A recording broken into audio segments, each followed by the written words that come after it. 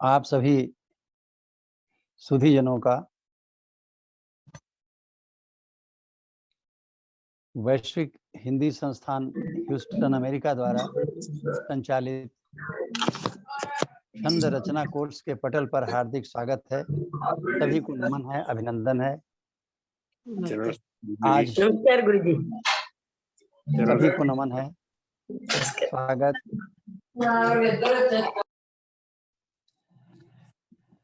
आज हमारी चर्चा का विषय है मुक्तक एवं लोक विधाएं।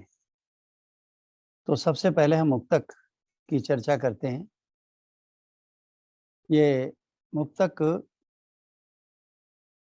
4 पंक्तियों की एक ऐसी रचना है, बड़ी प्रभावशाली होती है।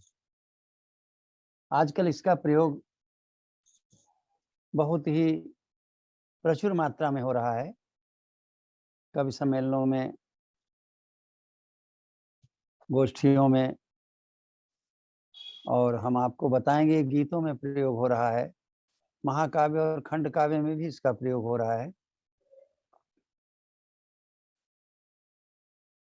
तो इस प्रभावशाली विधा को समझने के लिए हम सबसे पहले एक उदाहरण लेते हैं। उदाहरण से कुछ मस्तिष्क में उसका बिंब बन जाएगा और उसी बिंब पर हम चर्चा करते रहेंगे तो अच्छा समझ में आएगा। एक मुक्तक सुनिए कि धर्म ईमान की लग रही बोलियां, झूठ पाखंड की भर रही झोलियां, धर्म प्रहलाद के नाम पर राख ही, धर्म प्रहलाद के नाम पर राख ही, बच रही जब जलाई गई होलियां। ये एक मुक्तक है। तो इसमें 4 पंक्तियां हैं। धर्म ईमान की लग रही बोलियां, झूठ पाखंड की भर रही झोलियां, धर्म प्रहलाद के नाम पर राख ही, बच रही जब जलाई गई होलियां। ये 4 पंक्तियां। ये चारों पंक्तियां एक ही लय में होती हैं, और एक ही लय में होने का अर्थ है कि वो एक ही छंद पे आधारित होती है। ये पंक्तियां किस छंद पे आधारित हैं, आइए हम देखें। इसकी निश्चित मापनी है जो हम एक पंक्ति से पकड़ सकते हैं कि धर्म ई मान की लग रही बोलियां, गालगा गालगा गालगा गालगा, 4 बार गाल गाया है। तो ये वाचिक श्रगवणी छंद है, जिसको संक्षेप में हम उपवास श्रगवणी छंद भी कहते हैं, और ये वर्णिक श्रगवणी छंद का वाचिक रूप है। तो जब वाचिक रूप में प्रयोग करते हैं, अर्थात हम गुरु की जगह 2 लघु के प्रयोग की छूट ले लेते हैं, तो वो मात्रिक छंद जैसा हो जाता है। इसमें आप देखेंगे कि चारों पंक्तियां जो है उसी मापनी का पालन कर रही हैं, और लय तो वो ही है, गाने में आपने सुन लिया। तो मुक्तक की सबसे पहली विशेषता क्या है कि 4 पंक्तियां होती हैं, और चारों पंक्तियां एक ही लय में होती हैं, अर्थात एक ही छंद पर आधारित होती हैं। या हम ऐसे कह सकते हैं कि उनका आधार छंद एक ही होता है। यहाँ पर वो आधार छंद वाचिक श्रगवणी है। दूसरी विशेषता ये होती है कि इसमें पहली, दूसरी और चौथी पंक्तियां तुकांत होती, यानी इन पंक्तियों का अंतिम भाग सम होता है। अब इन पंक्तियों में देखें कि धर्म ईमान की लग रही बोलियां, दूसरी पंक्ति झूठ पाखंड की भर रही झोलियां। तो पहली पंक्ति में आया है बोलियां, और दूसरी में अंत में आया है झोलियां। तो बा व्यंजन में ओलियां मिलाने से बोलियां बना, और झा व्यंजन में ओलियां मिलाने से झोलियां बनना। तो बोलियां और झोलियां में जो समान अंतिम भाग है वो क्या है? ओलियां। ये ओलियां ही तुकांत है और उससे पहले बा और झा व्यंजन आए हैं। चौथी पंक्ति में है होलियां, तो इसमें हा व्यंजन है, उसके बाद ओलियां है। इस प्रकार से पहली, दूसरी और चौथी, इन तीनों पंक्तियों में ओलियां ओलियां ओलियां आया और उनके पहले व्यंजन अलग अलग। पहले में बा से बोलियां, दूसरे में झा से झोलियां और तीसरे में हा से होलियां। तो ये तो स्पष्ट हो गया। यद्यपि तुकांत के बारे में बहुत चर्चा हो चुकी है, लेकिन जब भी ये विषय आता है हम उसको फिर विस्तार से बता देते हैं कि इसी बहाने तुकांत की पुनरावृत्ति होती रहे। तो दूसरी विशेषता यह है कि पहली, दूसरी और तीसरी पंक्तियां तुकांत होती हैं, समतुकांत होती हैं, और तीसरी पंक्ति अतुकांत होती है। ये अतुकांत ऐसी नहीं है स्वैच्छिक हो, अनिवार्य होती है। तीसरी पंक्ति अगर अतुकांत नहीं है तो मुक्तक अधूरा रह जाएगा, या वो मुक्तक असंगत हो जाएगा, अशुद्ध हो जाएगा। तीसरी पंक्ति का अतुकांत होना आवश्यक है, और साथ में ये भी आवश्यक है कि उसके अंत में कोई भी भाग ऊपर वाली पंक्ति से न मिलने पाए। अंतिम भाग अगर थोड़ा भी बोलियां, झोलियां, होलियां से मिल गया तो वो पदांत समता दोष हो जाएगा, यानी जहां अतुकांत पंक्ति होनी है वहां भी समता हल्की फुल्की दिख रही है, यह दोष हो जाएगा। यह दूसरी विशेषता होगी। और तीसरी विशेषता है भाव संबंधी। क्या है? कि चारों पंक्तियों को मिला के एक ही बात कही जाती है और तीन पंक्तियों में उसकी प्रस्तावना की जाती है। चौथी पंक्ति में जो कहना है उसका विस्फोट होता है। कभी कभी वो बात तीसरी और चौथी में मिला के कही जाती है, लेकिन ये अनिवार्य होता है कि जब तक चौथी पंक्ति न पढ़ी जाए तब तक वह बात छिपी रहनी चाहिए, रहस्य की तरीके से छिपी रहे, और चौथी पंक्ति में उस रहस्य का उद्घाटन होना चाहिए। ये उद्घाटन बड़ा चमत्कारी होता है, विस्फोटक सा होता है, और श्रोता या पाठक के हृदय पर एक चमत्कारी प्रभाव डालता है, जिससे उसके मुंह से वाह निकल जाती। तो फिर पंक्तियों को देख लें कि धर्म ईमान की लग रही बोलियां। बात अच्छी है लेकिन सामान्य है, कोई चमत्कार नहीं इसमें है। झूठ पाखंड की भर रही झोलियां, ये भी एक सामान्य बात है और भूमिका बनती जा रही है, हम क्या कहना चाहते हैं। फिर तीसरी पंक्ति में हम कहते हैं धर्म प्रहलाद के नाम पर राखी। इस पंक्ति का कोई अर्थ ही नहीं है। अब ये पंक्ति सुनने के बाद जिज्ञासा पैदा हुई पाठक के मन में कि ये क्या कहना चाहते हैं भाई, धर्म प्रहलाद के नाम पर राखी। अब ये जिज्ञासा जो रहस्य है इसका उद्घाटन चौथी पंक्ति में हुआ कि धर्म प्रहलाद के नाम पर राखी बच रही जब जलाई गई होलियां। तो जब कहा बच रही जब जलाई गई होलियां, तो पूरे मुक्तक का भाव प्रकट हुआ विस्फोटक रूप से।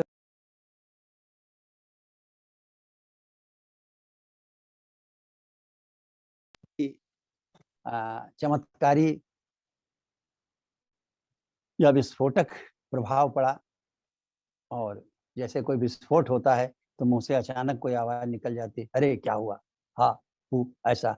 तो वैसे ही जब चौथी पंक्ति में मुक्तक के भाव का, कथ्य का विस्फोट होता है तो श्रोता पाठक के मुंह से वाह निकल जाता है। ये प्रसन्नता का, आनंद का वाह होता है, और यही मुक्तक की सबसे बड़ी विशेषता है। अगर ये नहीं है कि कोई विशेष बात कही नहीं गई और अच्छे ढंग से नहीं कही गई, तो मुक्तक बिना प्राण का एक शरीर होता है। और शरीर बनता है, हमने बताया दो बातों से। पहली बात कि चार पंक्तियां हैं, वो एक ही छंद पे आधारित हैं, एक ही लय पे आधारित। दूसरी बात, पहली, दूसरी और चौथी पंक्ति तुकांत है, जबकि तीसरी पंक्ति अतुकांत है। ये दो बातें मिलके उसका शरीर बनाती हैं, मुक्तक का काया बनाती हैं, कलेवर बनाती हैं। लेकिन उसमें प्राण तत्व का समावेश तब होता है जब उसके भीतर कोई कथ्य हो, कोई कहन हो, यानी कुछ विशेष बात कही गई हो और विशेष ढंग से कही गई हो, जिस ढंग के कारण श्रोता या पाठक के हृदय पर चमत्कारी प्रभाव उत्पन्न हो। अब हम एक बात और बताना चाहेंगे कि मुक्तक और छंद दोनों में कोई बहुत बड़ा अंतर नहीं है। उसमें भी 4 पंक्तियां होती हैं, ज्यादातर छंद 4 ही पंक्तियों के होते हैं, और उसमें चारों पंक्तियां एक ही लय में होती हैं, एक ही मापनी में होती हैं, एक ही विधान में होती हैं। लेकिन तुकांत की व्यवस्था छंद में अलग होती है। छंद में पहली दूसरी पंक्ति का तुकांत मिलाया जाता है और तीसरी चौथी पंक्ति का अलग से मिलाया जाता है। कुछ बड़े छंद हैं, सवैया हैं, घनाक्षरी हैं, जिनमें की चारों पंक्तियां समतुकांत होती हैं। लेकिन छंद में ऐसा कभी नहीं होता है कि पहली दूसरी और चौथी पंक्ति तुकांत हो, तीसरी अतुकांत।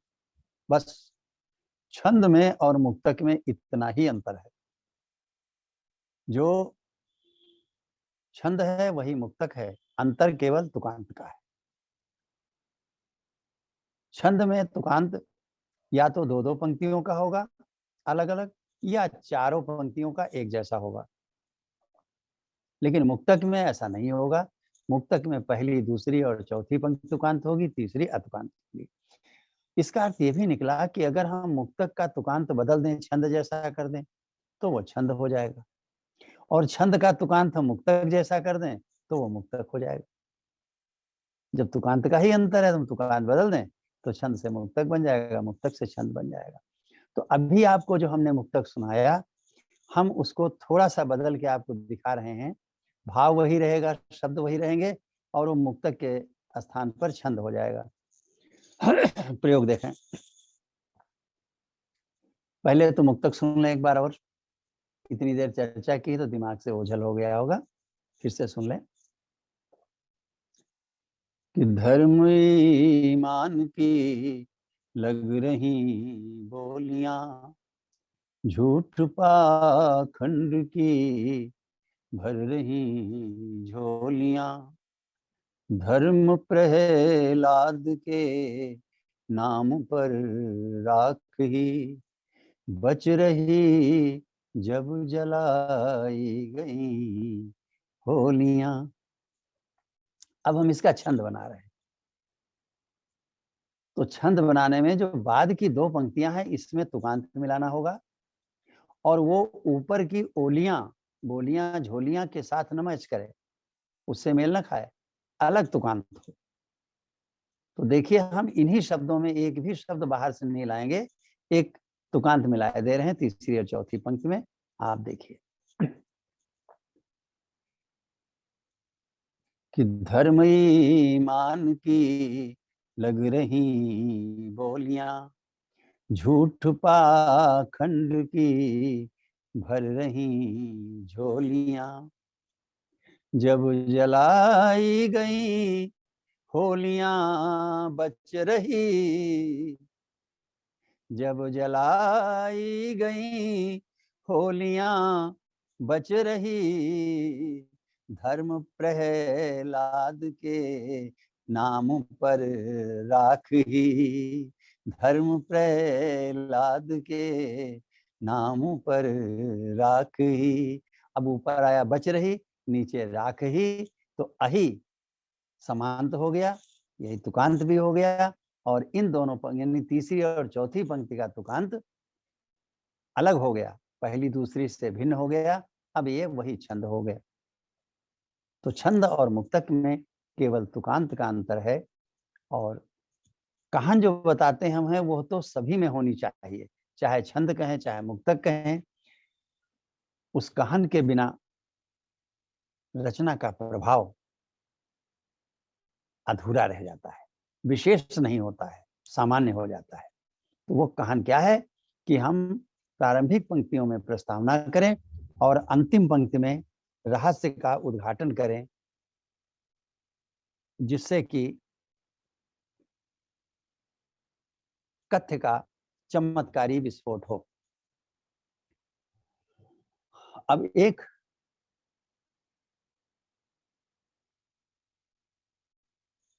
और बात बता दें कि गीतिका आप तो एक दिन समझ ही चुके हैं।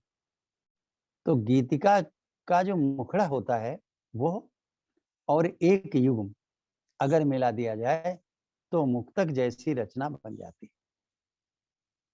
क्योंकि गीतिका के मुखड़ा में भी दोनों पंक्तियां तुकांत होती हैं और अन्य युग में पहली पंक्ति अतुकांत और दूसरी पंक्ति तुकांत होती है। तो गीतिका में जब हम मुखड़े में कोई युग मिलाएंगे तो पहली, दूसरी और चौथी पंक्ति अपने आप तुकांत हो जाएगी, तीसरी अतुकांत हो जाएगी। तो इस तरह से हम गीतिका के मुखड़े और एक युग को मिलाएं तो मुक्तक का रूप बन जाता है। लेकिन मुक्तक पूरा तभी बनाएगा जब दोनों को मिलाने से एक ही भाव की अभिव्यक्ति आदि से अंत तक हो।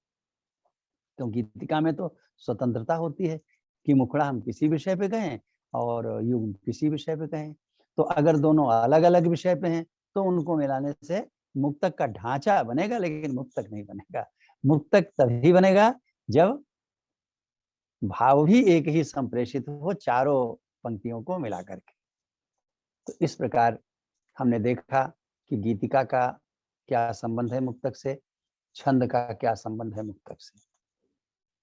मुक्तक के महत्व को हम कुछ बताना चाहेंगे कि एक तो पढ़ने में ही आपने देखा बड़ा प्रभावशाली होता है, इसका प्रभाव गहरा पड़ता है और कम बोल के ज्यादा प्रभाव डालता है।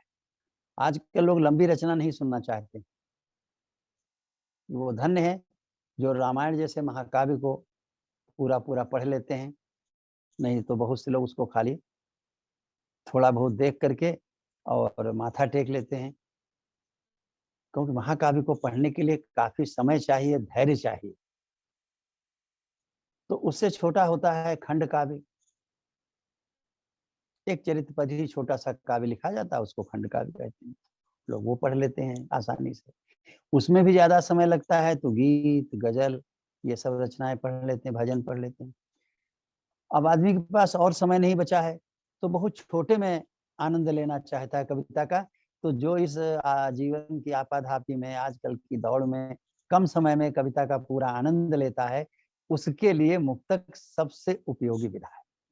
और मंच पे जब आप पढ़ने जाएं तो सबसे पहले मुक्तक जरूर सुनाएं, कि मुक्तक पे अगर तालियां आपने जनता से बजवा ली तो वो जनता आपकी अगली रचना को सुनने के लिए तैयार हो जाएगी। और यही सभी कवि लोग करते हैं। कभी ध्यान दीजिएगा, मंच पे आते हैं तो पहले एक दो मुक्तक जरूर सुनाएंगे ताकि लोग तालियां पीटें और तालियां पीट के जग जाएं, उनका जुड़ाव हो जाए लोगों से और फिर वो अपनी रचना सुनाए। एक मुक्तक का ये प्रयोग है। दूसरा, गीत का जो अंतरा होता है वो अगर 4 पंक्तियों का है तो वो 4 पंक्तियां मुक्तक की हो सकती, यानी मुक्तक को हम गीत के अंतरे के रूप में भी प्रयोग कर सकते हैं। तीसरा उपयोग यह है कि मुक्तक शैली में हम खंड काव्य लिख सकते हैं, मुक्तक शैली में हम महाकाव्य भी लिख सकते हैं। मुक्तक शैली में लिखे गए खंड काव्य बहुत ही प्रभावशाली हुए हैं, बहुत से कवियों ने लिखे हैं। तो 4-4 पंक्तियों के मुक्तक लिखते जाइए और अपनी कथा वस्तु को आगे बढ़ाते जाइए तो पूरा खंड काव्य हो जाएगा, महाकाव्य हो जाएगा। इसके अतिरिक्त और बहुत से उपयोग जब आप इसको रचेंगे, सुनाएंगे, इसका आनंद लेंगे तो अपने आप आपके मन में इसके उपयोग आते जाएंगे कि हम मुक्तक का कहाँ कहाँ उपयोग कर सकते हैं। तो आइए कुछ मुक्तक हम और देख लें जिनको सुन करके केवल पुनरावृत्ति होगी, कोई नई बात नहीं होगी। कुछ नए छंद, कुछ नए तुकांत। एक मुक्तक देखें, आज के मतदाता से मुक्तक में कहा गया है, ओ मतदाता संविधान का सार तुम्हारी उंगली पर, भारतवर्ष में तो उंगली से ही मतदान होता है, बटन को उंगली से टच किया जाता है। अब किसी देश में कुछ और व्यवस्था हो सकती तो हम नहीं कह सकते हैं, लेकिन हमारे यहाँ उंगली से ही मत वोट दिया जाता है। तो इसलिए कहा गया है, ओ मतदाता संविधान का सार तुम्हारी उंगली पर, लोकतंत्र के गोवर्धन का भार तुम्हारी उंगली पर, लोकतंत्र के गोवर्धन का भार तुम्हारी उंगली पर। ओ मतदाता दोष न देना नेता को या मंत्री को, ओ मतदाता दोष न देना नेता को या मंत्री को, हुआ कभी तो देश हुआ बीमार तुम्हारी उंगली पर, हुआ कभी तो देश हुआ बीमार तुम्हारी उंगली पर। ये एक मुक्तक है। अब इस मुक्तक में हमने जिस छंद का प्रयोग किया है वो लावणी है, 30 मात्रा का है, 16-14 पीयति होती है, अंत में वाचिक गा होता है। आप गिन लीजिएगा, वो मतदाता संविधान का 16 मात्राएं, सार तुम्हारी उंगली पर 14 मात्राएं। इसी प्रकार सभी पंक्तियों में 16-14 मात्राओं से 30 मात्राओं की पंक्ति बनी हुई है। कभी कभी हम यति में थोड़ी सी छूट भी ले लेते हैं। इस मुक्तक में छूट ली गई है, वो दुर्बलता ही कही जाएगी, वो कोई गुण नहीं है। आप लोग बाद में कभी ध्यान देंगे, नहीं तो नहीं देंगे। मैं आपका ध्यान आकर्षित कर रहा हूँ। हुआ कभी तो देश हुआ बीमार तुम्हारी उंगली पर। हमने पढ़ा तो कुछ नहीं लगा, लेकिन 16 मात्राएं बीमार के बी पर पूरी होती हैं। हुआ कभी तो देश हुआ बी, यहाँ 16 पूरी हुई हैं। तो यति बीमार के बी के बाद जो पढ़ी है ये दोष है। पढ़ने में हम उसको सुधार लेते हैं, अच्छे ढंग से पढ़ लेते हैं, लेकिन दोष तो दोष ही होता है। अपने दोष बताने में मुझे ज्यादा प्रसन्नता होती है, दूसरे के दोष बताने में थोड़ा डर भी लगा करता है, कोई नाराज ना हो जाए। खैर, अब इसमें अंत में देखें कि तुकांत कहाँ कहाँ है।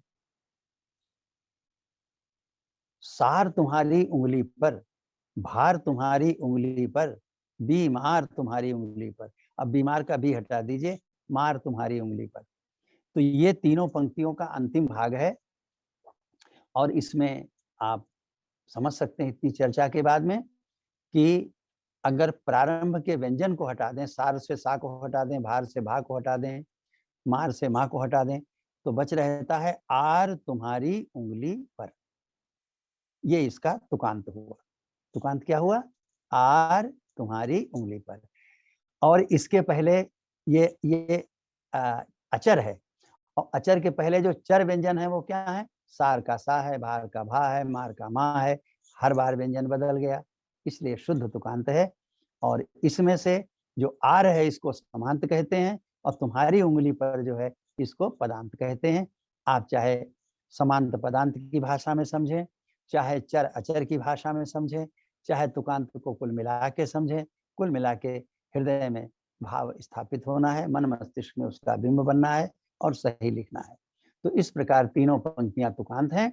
और बीच की पंक्ति कि ओ मतदाता दोष न देना नेता को या मंत्री को, कोई भी इसमें तुक नहीं मिल रहा है, कोई भी हिस्सा इसका अंत से सम नहीं।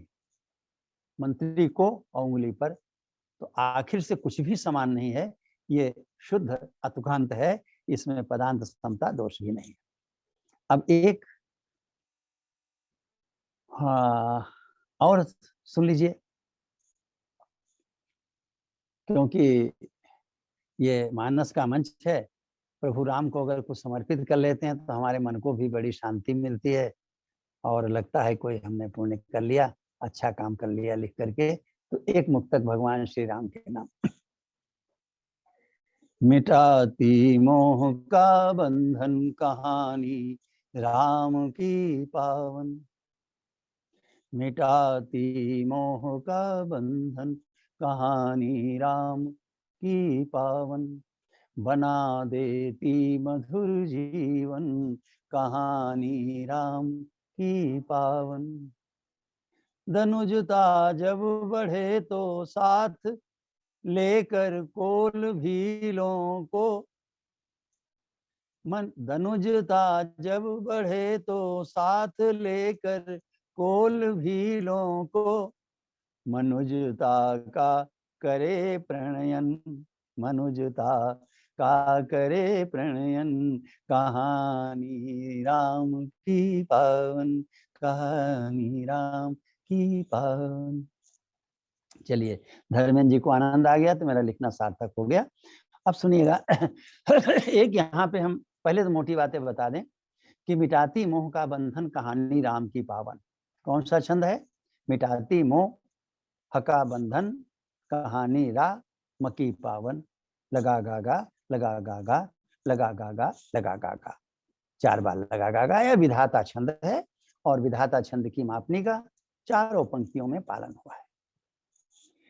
इसके बाद अंत में देखें तो कहानी राम की पावन, ये हर पंक्ति में आया। हर पंक्ति मतलब 1, 2 और 4 पंक्ति, तीसरी तो अतुकांत है, उसको नहीं लेते हैं। तो पहली, दूसरी और चौथी पंक्ति में कहानी राम की पावन सब में आया है, और उसके पहले है बंधन जीवन प्रणयन। तो इसमें क्या समान है? अन, जीवन, बंधन का अन, जीवन का अन, प्रणयन का अन, और इस अन के पहले धन का धा, वन का वा, यन का या।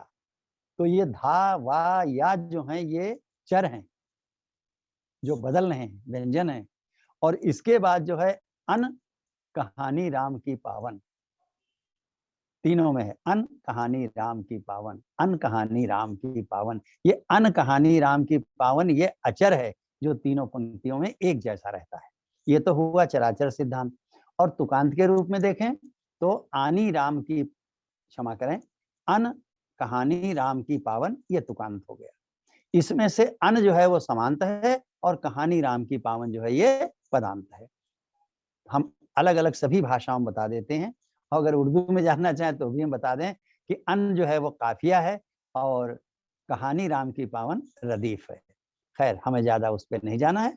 तो इस प्रकार से हमने देखा कि तीनों पंक्तियां सटीकता से तुकांत है, कोई भी गड़बड़ नहीं है। और तीसरी पंक्ति जो है वो अतुकांत है। अतुकांतता भी एक गुण है।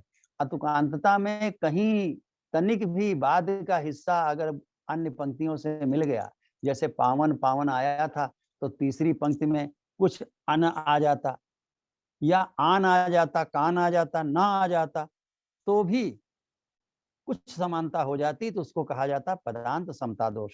ऐसा कोई दोष इसमें नहीं है। आइए अब एक मुक्तक आपको और सुना दें, उसके बाद कुछ अन्य विधाओं पर चर्चा करेंगे।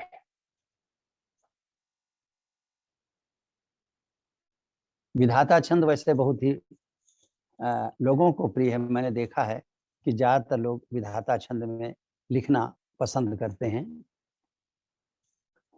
उसी छंद में हम आपको एक मुक्तक और सुनाते हैं। छिपाने से नहीं छिपती किसी गुणवान की आभा, छिपाने से नहीं छिपती किसी गुणवान की आभा, कभी दबती न चांदी की चमक में ज्ञान की आभा, कभी दबती न चांदी की चमक में ज्ञान की आभा, अंधेरों में चमकने का करे अभिमान कितना भी।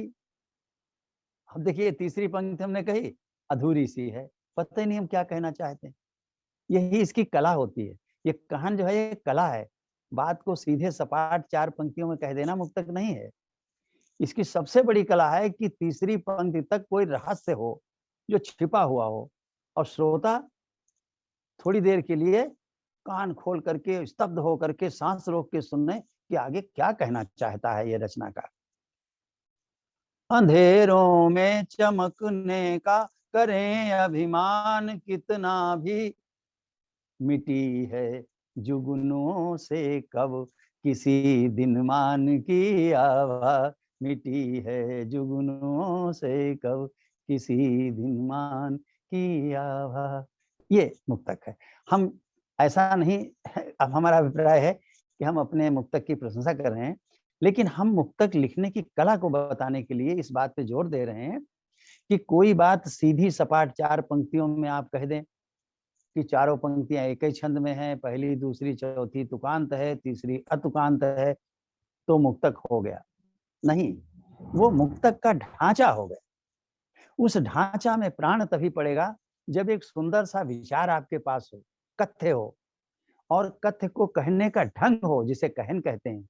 संक्षेप में हम बोल देते हैं कथ्य और कहन से प्राण बनते हैं। जैसे प्राण 2 सांसों से बनता है, एक आती है सांस, एक जाती है, वैसे एक कथ्य है, एक कहन है। दोनों का जब सम्मेलन होता है तो प्राण तत्व मुक्तक के अंदर आ जाता है। अगर मेरे मुक्तक में आपको कोई प्राण तत्व ऐसा लगता है, कोई चमत्कार लगता है, तो आप मान के चलें उसमें कथ्य भी है और कहन भी है।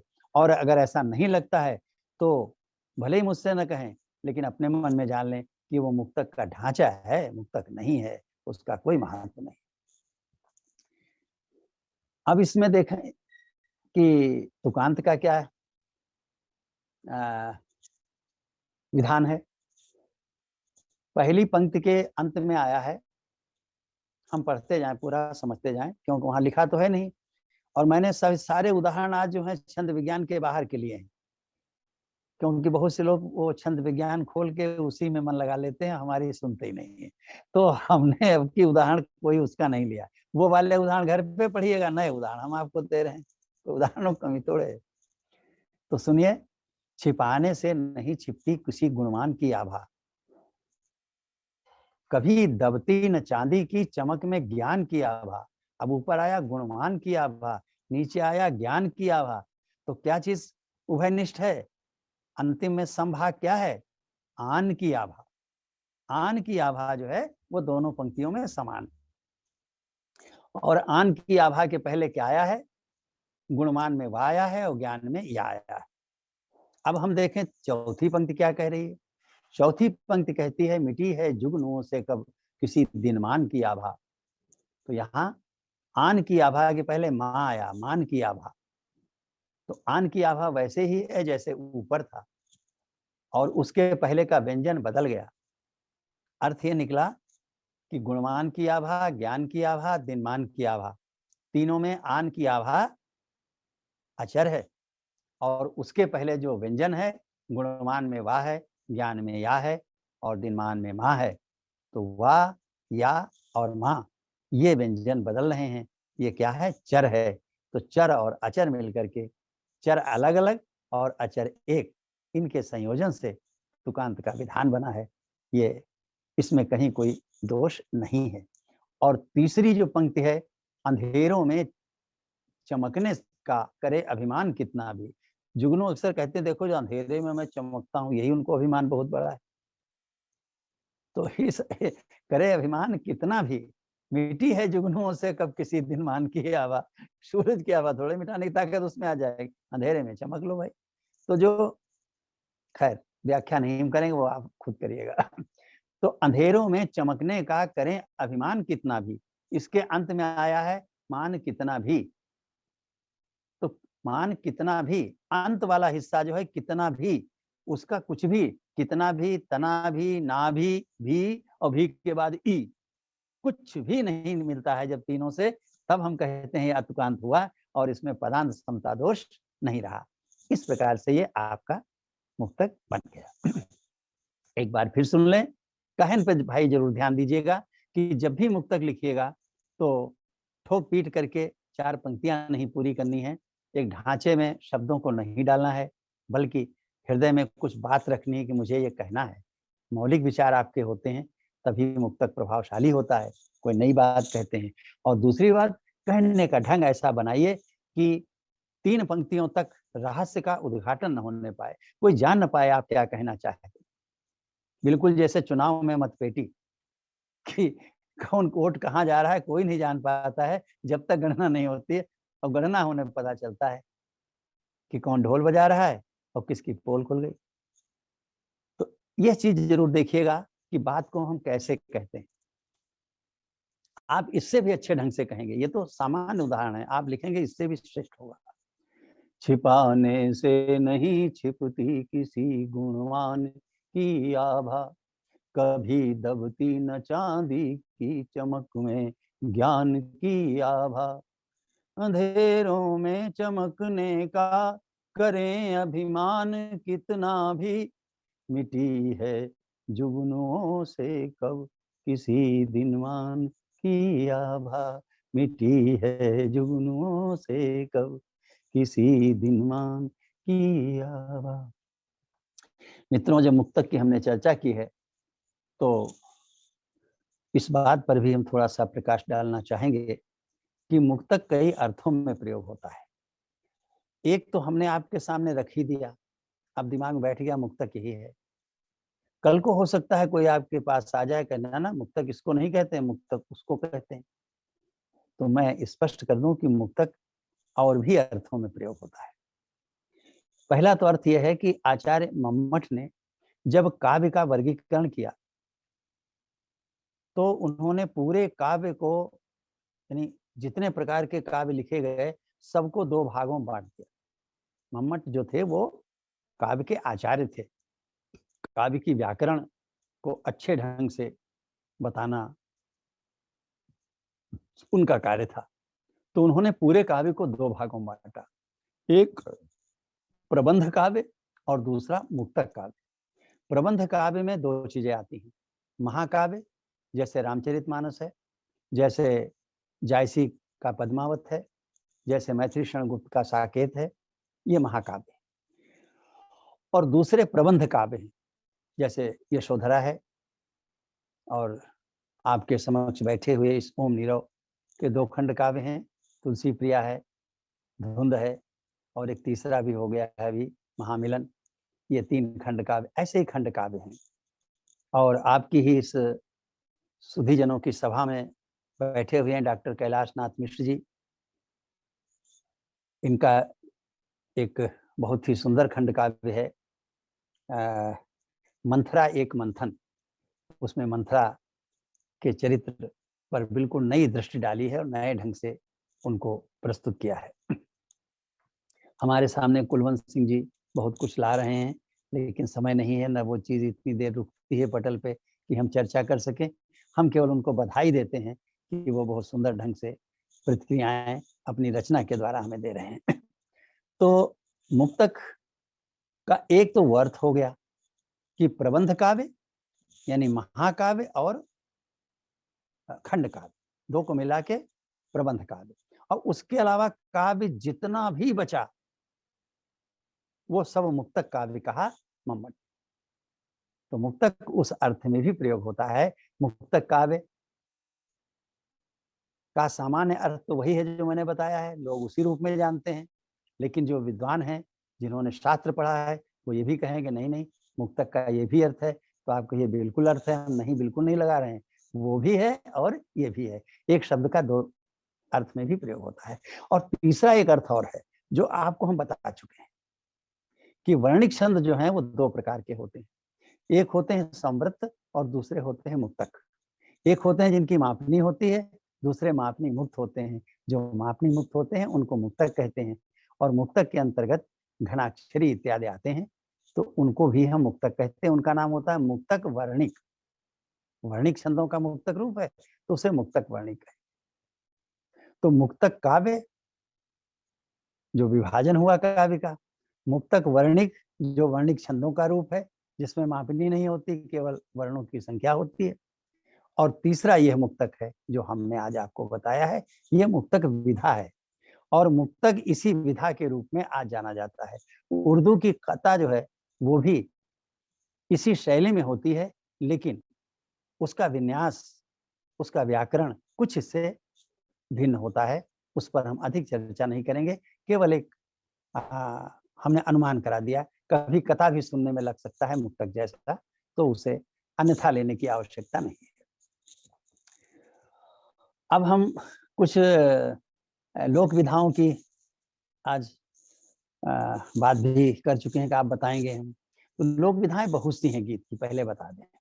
कविता की लोक विधाएं ऐसी हैं जो आप देखेंगे कि आदमी अपने मन की मस्ती में गाता है, और मस्ती में उसके भीतर एक तरंग ऐसी हिलोर लेने लगती है, उसी तरंग में वो गाने लगता है, और गा करके जब बाहर कुछ आता है तो एक विधा बन जाती है। वो न कोई व्याकरण पढ़ता है और न पूरा पूरा व्याकरण को मानता ही। व्याकरण से भटकने में उसको कोई संकोच नहीं होता। ये लोक विधाओं की विशेषता है। आपने, अगर आप देहाती ग्राम्य परिवेश से निकले हैं तो आप जानते होंगे, आपकी दादियाँ नानियाँ जो हैं, कभी उनके मुख से सुना होगा कि ऐसे लोकगीत थे जो अब धीरे धीरे विचलित हो जा रहे हैं।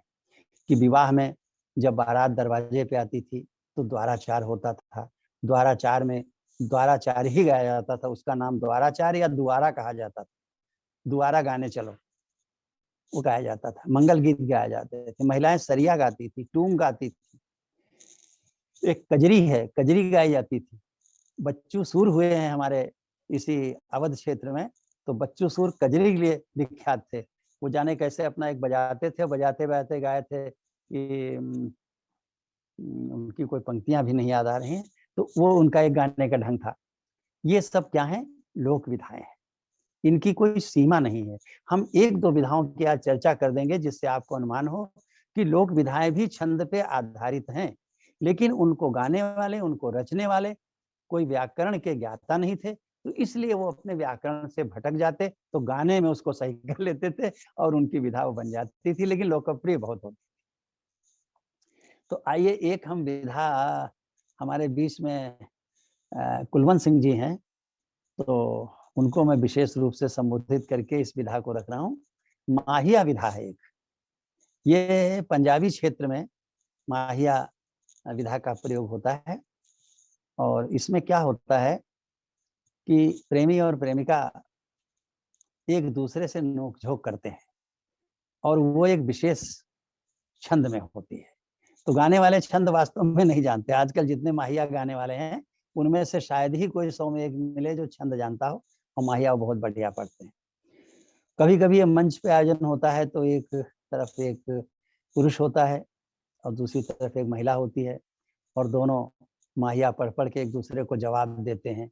वो प्रेमी के रूप में, वो प्रेमिका के रूप में। ये नहीं होता है कि वो प्रेमी-प्रेमिका हैं, लेकिन वो भूमिका अदा करते हैं प्रेमी और प्रेमिका की। तो इधर से ये पढ़ेंगे, उधर से वो जवाब देंगे। तो ये माहिया देखें पहले, फिर हम इसकी ग्रामर आपको बताएंगे, व्याकरण बताएंगे। सुनिए।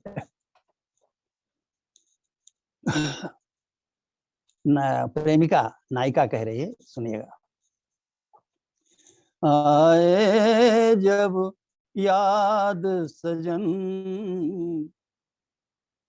आए जब याद सजन,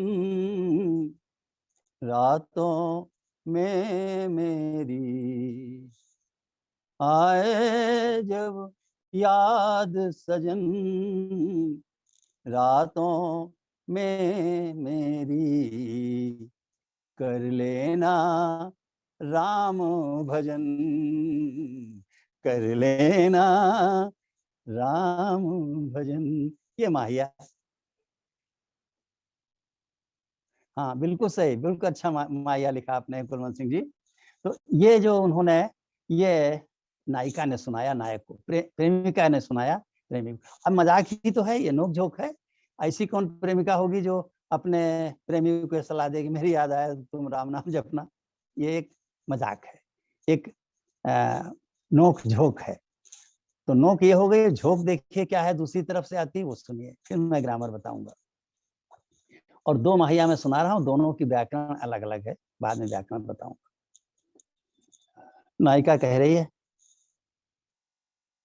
नहीं नायक अब कह रहा है, जाने क्या हो जाए, जाने क्या हो जाए, जब नाम लिखूं प्रभु का, जाने क्या हो जाए, जब नाम लिखूं प्रभु का, तेरा ही लिख जाए, जब नाम लिखूं प्रभु का, तेरा ही लिख जाए। ये उत्तर प्रेमी देता है। अब आप समझ सकते हैं, इसी प्रकार प्रेमी प्रेमिका के बीच में नोक झोंक होती है, इसमें श्रृंगार के अधिकतम प्रयोग होते हैं और श्रृंगार की बहुत सी बातें की जाती हैं, लेकिन मर्यादित शब्दों में की जाती हैं। और शब्द जो प्रयोग होते हैं इसमें वो साहित्यिक नहीं होते हैं। ये सभी लोक विधाओं के लिए जान लीजिए, लोक विधा में बहुत साहित्यिक शब्दों का प्रयोग नहीं होता है। वहां पर बड़े ही साधारण शब्द प्रयोग किए जाते हैं बोलचाल के। आपने देखा होगा, मैंने भी प्रयास किया कि कहीं कोई साहित्यिक शब्द इसमें ना आने पाए। कुलवंत सिंह जी से कभी आप सुनिएगा, माहिया के काफी वो मर्मज्ञ हैं, प्रेमी भी हैं, हमें 2-4 माहिया भी भेज चुके हैं स्क्रीन पर, तो आप लोग कभी उनसे आनंद लीजिएगा। लेकिन आजकल विधाएं सब ऐसी हैं कि उनका अलग अलग ढंग से प्रयोग हो रहा है। बहुत से रचनाकारों ने माहिया में बड़े सुंदर सुंदर विषयों को उठाया है, राष्ट्र प्रेम के विषय उठाए हैं, सामाजिक कुरीतियों के विषय उठाए हैं, तमाम विषयों पे माहिया लिखे हैं। लेकिन इसका पारंपरिक रूप यही है, ये प्रेमी प्रेमिका के बीच की नोकझोंक होती है। इसमें जो पहला माहिया हमने आपको बताया कि आए जब याद सजन रातों में मेरी कर लेना राम भजन, इसकी 3 पंक्तियों की मात्राएं हैं 12, 10, 12। पहली पंक्ति 12 मात्रा की, दूसरी 10 मात्रा की, तीसरी 12 मात्रा की, यही इसका स्वरूप है। और ये सभी समकल होते हैं। समकल माने 2, 4, 6, 8। लेकिन अगर कोई त्रिकल आएगा, विषम आएगा, तो विषम विषम पास में आ जाएंगे, उनका जोड़ जो है सम हो जाएगा। जैसे आए जब याद सजन, याद में 3 मात्रा है, सजन में 3 है, तो दोनों मिलके 6 हो गए। यानी अकेला विषम नहीं आएगा, आएंगे तो 2 पास पास आएंगे ताकि वो मिलके सम हो जाए। रातों में मेरी सभी सम है, कर लेना राम भजन, कर लेना सम है, लेकिन राम में 3 है, भजन में 3 है, तो राम भजन में 3-3 मिला के 6 हो। ऐसे ही जाने क्या हो जाए, जो प्रेमी का उत्तर है, जाने क्या हो जाए, पहली में 12 मात्राएं हैं और सभी सम हैं। दूसरी में जब नाम लिखूं प्रभु का, जब के बाद नाम 3 मात्रा का है, लिखूं 3 मात्रा का है, 3-3 पास पास आए, मिलके 6 हो गए। जब नाम लिखूं प्रभु का, इसमें 12 मात्राएं हैं। और तीसरी पंक्ति है तेरा ही लिख जाए, इसमें भी 12 मात्राएं हैं और सभी सम हैं। तो अर्थ निकला कि दूसरे प्रकार का जो माहिया है उसमें 3 पंक्तियां 12-12 मात्रा की होती हैं, जबकि पहले प्रकार का जो हमने माहिया सुनाया वो 12, 10 और 12 मात्राओं की 3 पंक्तियों से बनता है। बस इस पर अधिक नहीं। और अगली बात सुने, एक कहमुकरी विधा है। कहमुकरी का अर्थ पहले समझ लीजिए। कह माने कहना और मुकरी माने मुकर जाना। तो इसमें नायिका का उसकी सखी के साथ संवाद होता है। नायिका अपने प्रीतम के बारे में कहती है, कह माने कहती है, और ऐसे ढंग से कहती है कि वो बात किसी और पर भी लागू हो जाए। तो सखी कहती है कि क्या अपने प्रीतम के बारे में कह रही हो? तो कहती ना, मैं उनके बारे में नहीं, और किसी दूसरे को बता देती है उसके बारे में कह रही हूँ। यह एक तरीके का मनोरंजन होता है नायिका का उसकी सखी के साथ में। कि नायक, ये इसके अंदर भारतीय संस्कृति भी थोड़ी दिखाई गई है कि स्त्रियां अपने पति को जब याद करती हैं तो अपनी सहेलियों से भी बड़े मर्यादित ढंग से प्रकट करती हैं कि कहीं मर्यादा का उल्लंघन न हो। इसलिए कहमुकरी में क्या होता है कि द्व्यर्थी शब्दों का प्रयोग होता है कि वो कह तो देती है पति के बारे में, लेकिन जब प्रकट करने की बात आती है तो मुकर जाती है, ना कर देती है, और वही बातें दूसरे फिट हो जाती हैं। अब एक कहमुकरी सुनिएगा आप। 3 पंक्तियों में नायिका कहेगी अपनी सखी से, और चौथी पंक्ति में दोनों के बीच कुछ संवाद होगा, देखिएगा। छूकर तन में भरता सिहरन, छूकर तन में भरता सिहरन, ओठों में हो जाता कंपन,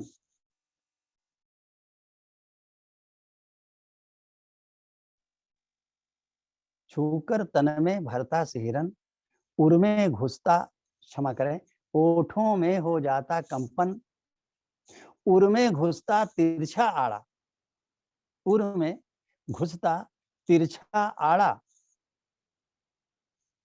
क्या सखी साजन, क्या सखी साजन, ना सखी जाड़ा। अब उसने ऐसे कलात्मक ढंग से बात की कि कही तो पति के बारे में, लेकिन जब सखी ने पूछा क्या सखी साजन, तो उत्तर दिया ना सखी जाड़ा।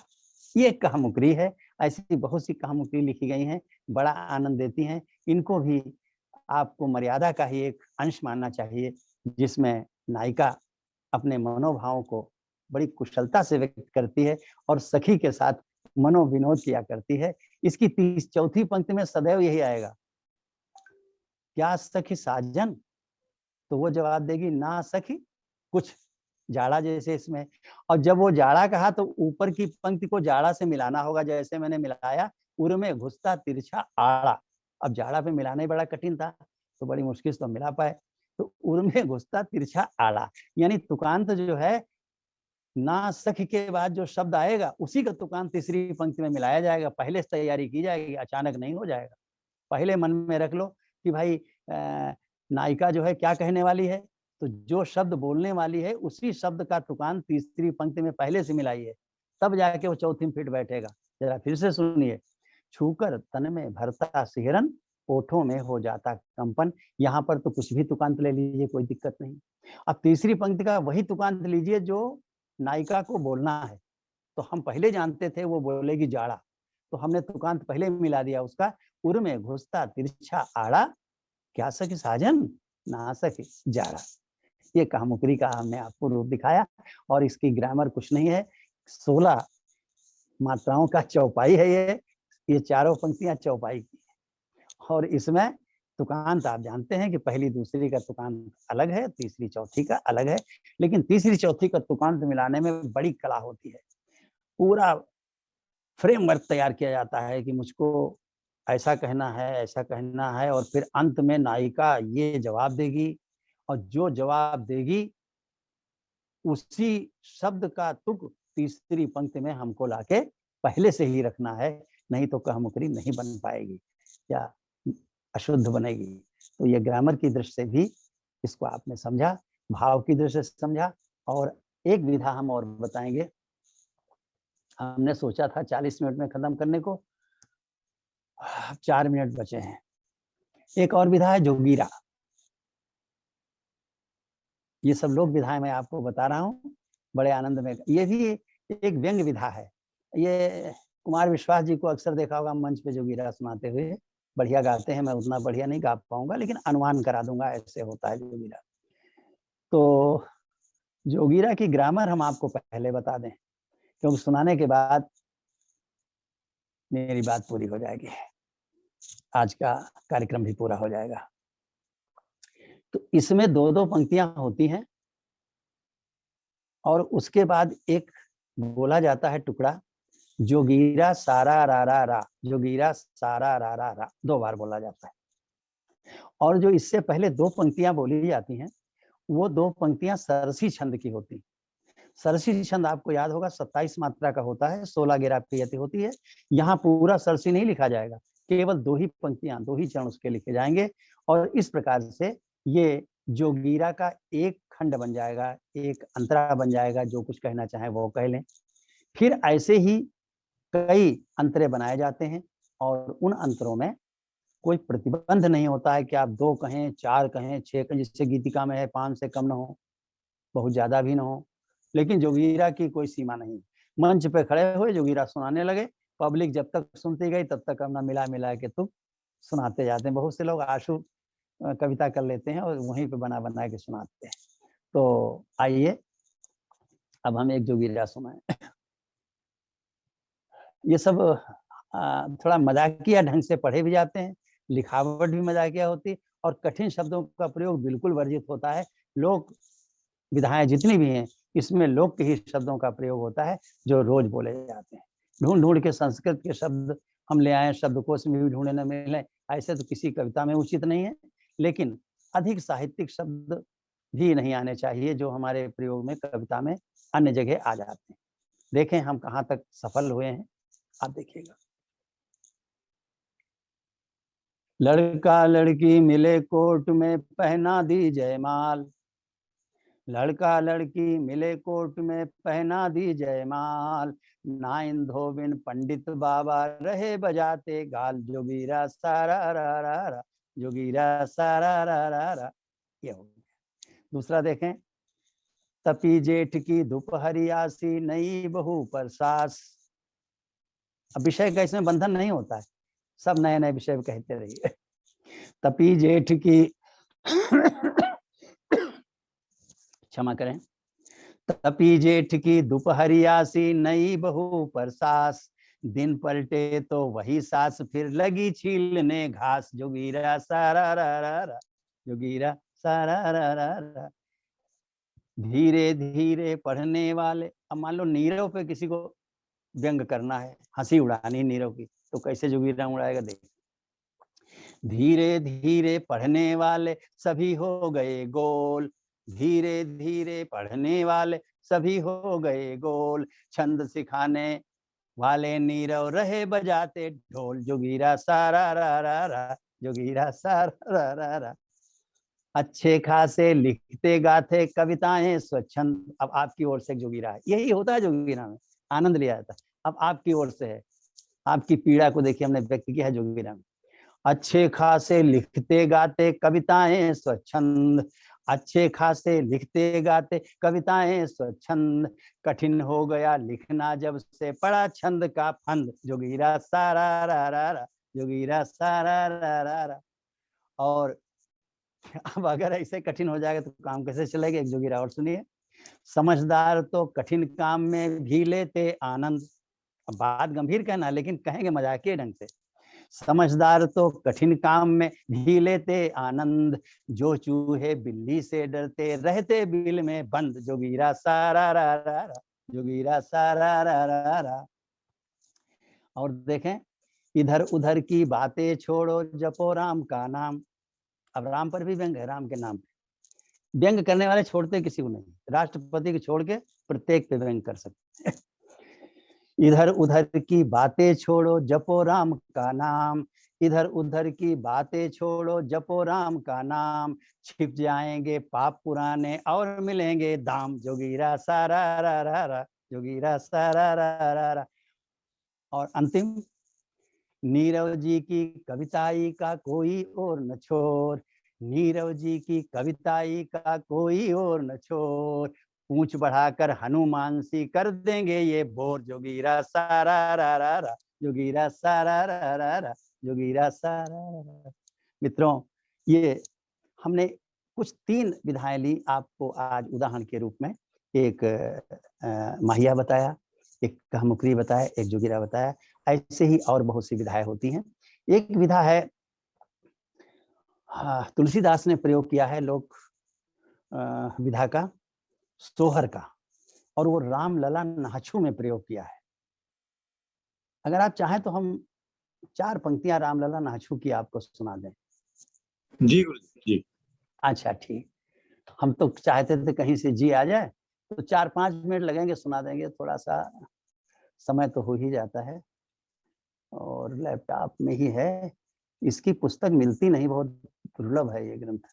ग्रंथ क्या है, इसमें 40 द्विपदी हैं, 2-2 पदों की द्विपदी होती हैं, तो वो 40 कुल मिला के हैं, उतने है रामलला नाछू। तो रामलला नाछू में क्या है कि राम के विवाह के समय उनके नाखून काटने की एक रस्म होती है, तो काटे तो नहीं जाते हैं लेकिन नाखूनों में वो नहानी जो होती है नाखून काटने वाली, वो छुआई जाती है, उसके लिए नाइन आती है। उसी समय पर सारी ये और महिलाएं उस तरीके की आती है, जैसे नाइन है, धोबिन है, लोहारिन है, और यानी हमको सर्च करना पड़ जाएगा, तो बरिन है, लोहारिन है, ये सभी आती हैं, मालिन है, और अपने अपने उपहार लेके आती है। तो जैसे धोबिन है तो बढ़िया धो के कपड़े लाएगी, लोहारिन है एक लोहे का कंगन ऐसा बनता है जो शादी के समय कलावा से हाथ में बांधा जाता है, वो लोहारिन लेके आती है। तमोलिन जो है वो पान का बीरा लेके आती है, नाउन तो उसका मुख्य रोल ही है, नहानी लेके आती है, उससे नाखून छुआती है। तो ये जब होता है तो उस समय ये नाछू गाया जाता है। तो मुझे लगता है तुलसीदास जब अपने विवाह में गए होंगे तो वहाँ नाछू गाया गया होगा। और नाछू में बहुत ही श्रृंगारिक बातें होती हैं, हँसी, मजाक, गाली, गलौज ये सब होता है। हम आपको गाली गलौज का उदाहरण दे देंगे, देखिएगा कैसे बढ़िया गालियाँ दी जाती। तो उसमें सबको बहुत आनंद आता है, उसमें छोड़ा किसी को नहीं जाता है, सिवाय वर को। जिसकी शादी होती है, उसको कुछ नहीं कहा जाता है, लेकिन उनके माँ-बाप, उनके चाचा, चाची, ताता, ताई, दादा, दादी, कोई भी हो, कितने भी सम्मानित लोग हों, सबकी मजाक बनाई जाती है और सबको गालियाँ दी जाती हैं। यही उसका आनंद होता है। और साथ में ये जो नाइन लुहारिन होती हैं, इनके सौंदर्य का ऐसा वर्णन होता है जैसा कि आपने कहीं सुना ही नहीं होगा काव्य में। तो मैं इस बहाने से आपको रामलला नाछू से जोड़ना चाहता हूँ। पता नहीं मानस के मंच पे उसकी चर्चा हुई है या नहीं हुई। फिलहाल कुछ सुनिएगा। ये सोहर छंद है, छंद नहीं है, ये सोहर विधा है देहात की। और ये सुखदा छंद पे आधारित है। सुखदा छंद 22 मात्रा का होता है और उसमें 12-10 मात्राओं पर यति होती है। लेकिन ये जो सोहर है इसमें सुखदा छंद पे तो आधारित है, लेकिन यति का कोई ध्यान नहीं देते हैं। बताया ना, ये लोग विधाएं हैं, उनको व्याकरण का ज्ञान नहीं होता, जहां मर्जी वैसे गाते हैं। और तुलसीदास ने भी इसका ध्यान नहीं रखा। मुझको तो लगता है जब तुलसीदास अपने विवाह के बाद लौटे थे तो रत्ना के साथ बहुत लगे रहते थे, हर समय आगे पीछे। तो वो उनको वो सुनाया करते होंगे नाछू जो वहाँ गाया गया था।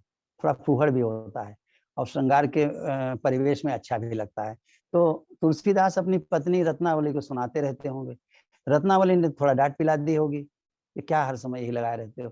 तो उन्होंने उसको राम पे ढाल के राम लला का नाछू कर दिया और रामलला का नाछू करके उसी सोहर को उन्होंने प्रस्तुत किया है। मेरा ये अध्ययन है, मैं नहीं कहता हूँ कि ये सही है, क्योंकि इस पे विद्वानों का बहुत मतभेद है। बहुत से तो मानते ही नहीं है तुलसी की लिखा है और बहुत से इस मानते हैं तो ये नहीं निश्चित कर पाते हैं क्यों लिखा है ऐसा।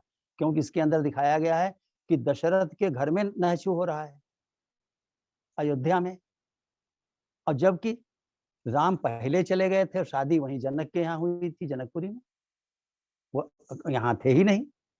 तो ये भी एक इसमें तमाम प्रश्न चिन्ह है, लेकिन उस जटिलता में न जाके आप आनंद लीजिए उस सोहर का। आदि शारदा गणपति गौरी मनाइए हो।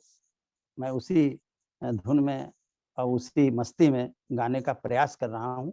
सफल तो पूरा नहीं हो पाऊंगा। महिलाएं इसको बहुत बढ़िया गाती हैं, जो पुरानी महिलाएं दादियां हैं, नानियां हैं, वो गाती हैं। आदि शारदा गणपति गौरी मनाइए हो, राम लला कर नाछू गाई सुनाइए हो।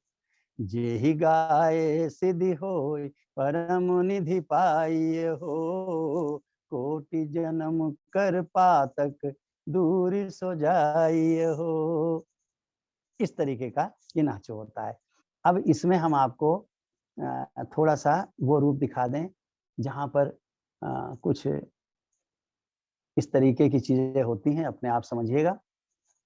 बानी बनी आवती नारी जानी ग्रह मायन हो, बिहसत आउ लोहारिनी, बिहसत आउ लोहारिनी, हाथ बरायन हो, आहरिनी हाथ दहेड़ी सगुन ले आवई हो। इसमें सब बताया गया है कि वो क्या नाम, लोहारिन क्या लेके आई है, अहिरिन क्या लेके आई है, और सब। अब उसके बाद क्या है वो भी सुनिएगा, हम बता तो मुंह से नहीं पाएंगे, आप उसी में सुनिएगा। बनी बनी आवती नारी जानी ग्रह मायन हो, बिहसत आउ लोहारिन हाथ बरायन हो, अहिरिन हाथ दहेड़ी सगुन ले आवई हो, पुनरत जो बनु देखी नृपति मन भावई हो। अब दशरथ पे आरोप लगाई दिया, उन्नरति जो बनु देखी। नृपति कौन है? दशरथ। नृपति मन भावई हो। इस तरह की गालियां होती हैं। और देखें, रूप सलोनी तंबोलिनी बीरा हाथ ही हो, जाकी और बिलो कही मन ते ही साथ ही हो, दर्जिन गोरे गात लिहे कर जोरा हो, केसरी परम लगाए सुगंधनि बोरा हो, मोचिन बदन सकोचिन हीरा मांगन हो, पैन पनहि लिहे कर शोभित सुंदर आंगन हो, बतिया कै सुधरि मलिनिया सुंदर गात ही हो।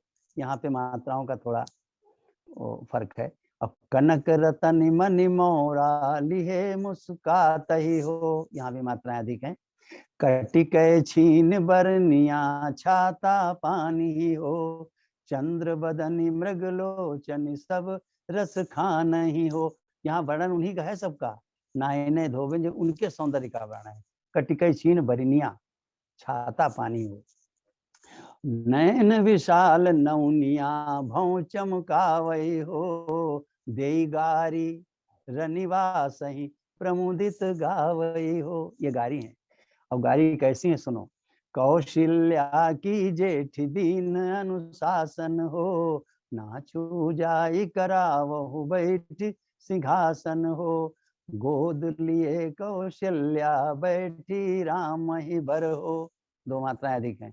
शोभित दूल्हा राम शीस पर आचर हो, नाउन अति गुण खान तो बेग बुलाई हो, करि सिंगार अति लोन तो बिह सति आई हो, कनक चुनिन सो लसत नहरनी लिए कर हो, आनंद ही न समाये देखी राम ही वर हो।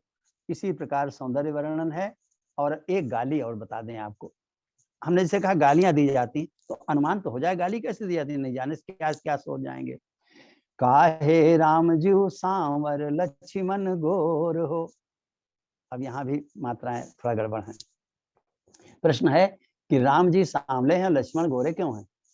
काहे राम जी सांवर लक्ष्मण गोर हो, की दहु रानी कौशिलहि परिगा भोर हो। अर्थ हम नहीं बताएंगे, अपने आप समझिए।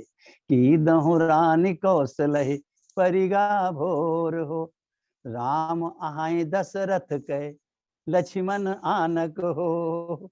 राम आहाई दशरथ कहे लक्ष्मण आनक। आनक हो माने दूसरे के। राम तो दशरथ के हैं, लक्ष्मण किसी और के हैं। बताइए कितनी बड़ी गाली है। अब क्या सलीके से गाली दी गई। इसमें देखने की चीज यही है।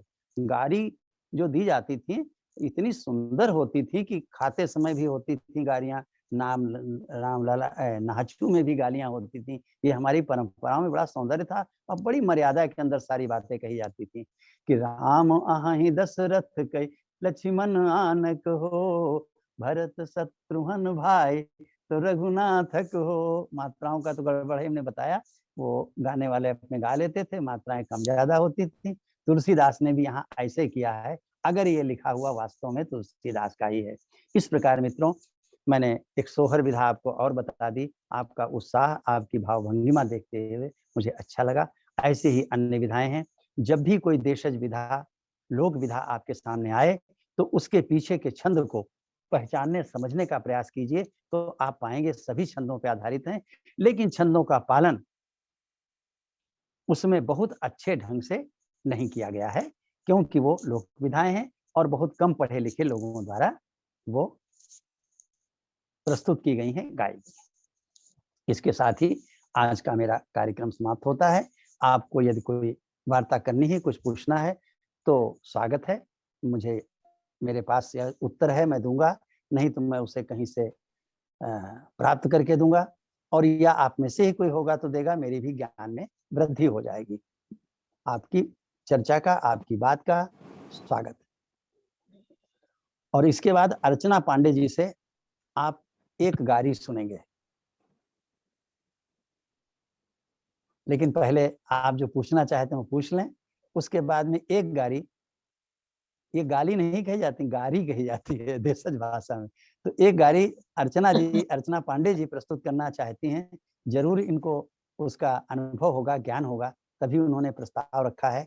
लेकिन उससे पहले जो पूछना हो पूछिए, फिर अर्चना जी की गाली के साथ ही हाँ गाएंगे आप, हम पढ़ लिए आपकी बात को, लेकिन उसके बाद में फिर आपकी गाड़ी होगी। पहले जो है कोई पूछना हो, कोई बात करनी हो तो आप रखें, अपने विचार रखें। आपको चर्चा कैसी लगी, हमारे कार्यक्रम में कोई सुधार का सुझाव देना चाहते हो तो दें, कहीं कोई बिंदु हो अस्पष्ट तो उसकी बात करें।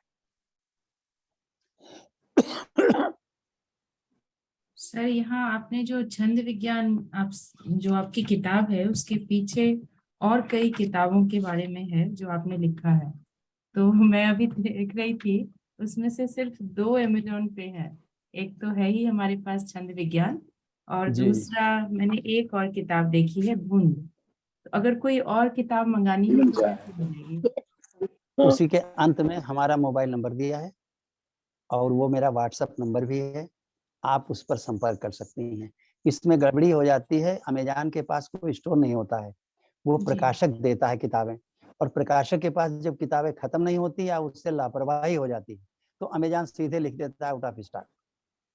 वो और कुछ संवाद नहीं करता है, वो यही लिख देता है आउट ऑफ स्टॉक। तो अगर ऐसा है तो आप सीधे हमसे मंगा सकती हैं, आप संपर्क कर सकती हैं। मोबाइल नंबर जो दिया है वही व्हाट्सएप नंबर भी है, उस पे ही आप संदेश भी भेज सकते हैं। जी, धन्यवाद। और कोई बात? तो क्यों ना अर्चना पांडे जी से कुछ पंक्तियां सुनी जाएं। मुझे विश्वास है कि जो कमी हमारे गाने में रह गई है वो उनके गायन से पूरी हो जाएगी। स्वागत है आपका अर्चना जी, आइए स्क्रीन पे। प्रणाम आचार्य जी और सभी जो साथी हमारे जुड़े हैं। आपने जो उदाहरण दिया कि काहे राम गोरे हैं और लक्ष्मण सांवले हैं, तो मुझे एक गारी याद आ गया जो मैंने गाया था एक जगह। तो एक छोटा सा गीत है, मैं प्रस्तुत कर रही हूँ, गारी गीत। स्वागत। राम जी से पूछे जनकपुर के नारी, बताए द बबुआ। राम जी से पूछे जनकपुर के नारी, बताए द बबुआ।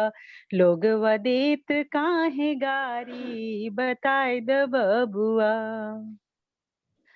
तोहरा से पूछूं मैं ओ धनुषधारी, तोहरा से पूछूं मैं ओ धनुषधारी।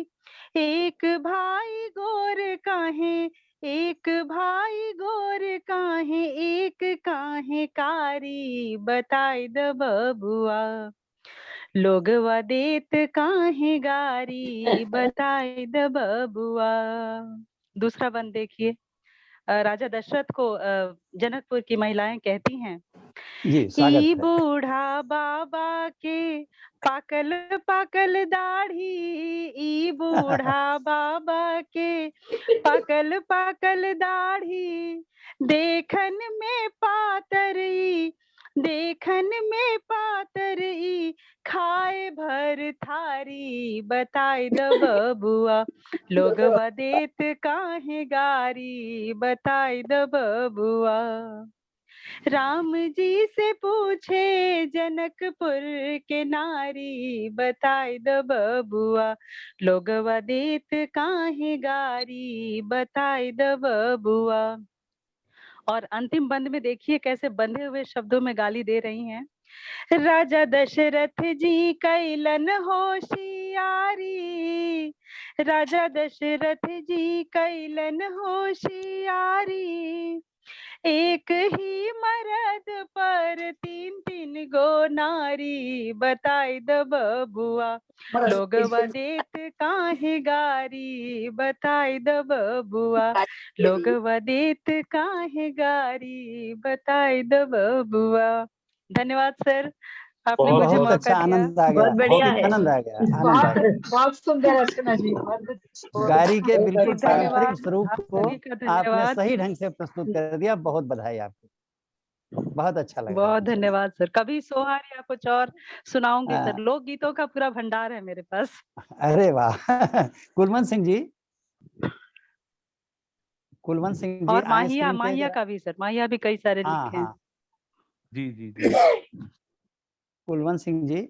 हाँ जी, नमस्कार हाँ, जी, प्रणाम जी। नमस्कार नमस्कार। आप कैसे मेरे सामने स्क्रीन पे दिखेंगे, मैं देख रहा हूँ।